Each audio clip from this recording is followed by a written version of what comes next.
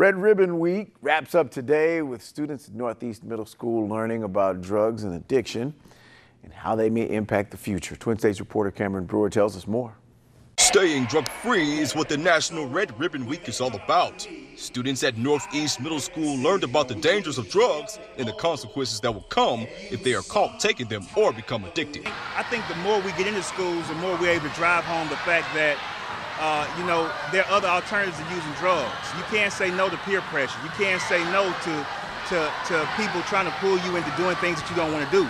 And as long as you're continuing to be your own person, promoting individuality, you're going to be strong in the areas you need to be to do whatever you want to do in life. Attorney Dustin Markham defends juveniles that are convicted for illegal drugs. He says students will be punished if caught with drugs on school grounds. Here in Lauderdale County, and I'm sure it's the same for Meridian Public Schools, they have almost a zero tolerance policy as it relates to drug offenses.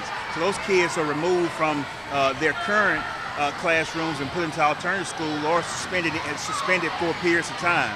And that's what we don't want. Markham adds that children are not able to learn adequately when they have drug addictions. It impairs them substantially because they lose focus in academics. They lose focus in some of the activities they were once loved to do.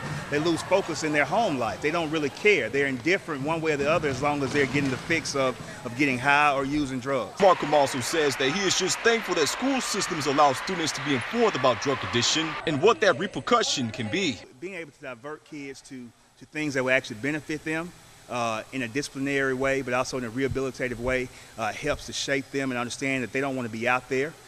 They don't want to be disciplined for issues that they can control within themselves, and it gives them some positive ways to make sure that they are disciplining themselves when they're not under the court's jurisdiction and actually out in the world. Cameron Brewer, Twin States News.